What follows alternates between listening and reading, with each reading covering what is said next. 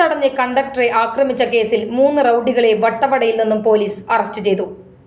Azhikode Triprayar റൂട്ടിലോടുന്ന Shaji ബസിലെ കണ്ടക്ടറായ Valappad ചാമക്കാലക്കാവിൽ തെക്കേവളപ്പിൽ Vineesh bus കൂനിയാറ സ്റ്റോപ്പിലേക്ക് bus കയറ്റി നിർത്താത്തതിനെ തുടർന്നുള്ള വൈരാഗ്യമാണ് bus Azhikode പോയി തിരിച്ചുവരവേ കൂനിയാറ സ്റ്റോപ്പിൽ വെച്ച് ബസ് തടഞ്ഞു നിർത്തി ബസ്സിൽ കയറിയ 3 പ്രതികൾ ചേർന്ന് കൈകൊണ്ടും ഇടിവള കൊണ്ടും തലയിലും നെറ്റിയിലും ഇടിച്ച് പരിക്കേൽപ്പിച്ച കേസിലെ പ്രതികളായ പടിഞ്ഞാറെ വെമ്പല്ലൂർ അസ്മാബി കോളേജ് ചള്ളിയിൽ ഷിബിൻ, ചള്ളിയിൽ വൈശാഖ് കുമാർ, പടിഞ്ഞാറെ വെമ്പല്ലൂർ ദുബായ് റോഡ് പാറപ്പറമ്പിൽ റാണ പ്രതാപ് എന്നിവരെയാണ് തൃശൂർ റൂറൽ ജില്ലാ പോലീസ് മേധാവി ബി കൃഷ്ണകുമാർ IPSന്റെ നേതൃത്വത്തിലുള്ള പ്രത്യേക അന്വേഷണ സംഘമാണ് പ്രതികളെ മതിലകം പോലീസ് സ്റ്റേഷനിലെത്തിച്ച് പ്രതികളെ റിമാൻഡ് ചെയ്തു.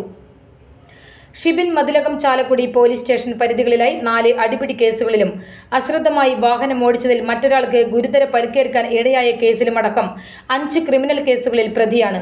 വൈശാഖ് കുമാർ മതിലകം ചാലക്കുടി പോലീസ് സ്റ്റേഷൻ പരിധികളിലായി 3 അടിപിടി കേസുകളിലും അശ്രദ്ധമായി വാഹനം ഓടിച്ചതിൽ മറ്റൊരാൾക്ക് ഗുരുതര പരിക്കേൽക്കാൻ ഇടയായ കേസിലുമടക്കം 5 ക്രിമിനൽ കേസുകളിൽ പ്രതിയാണ്.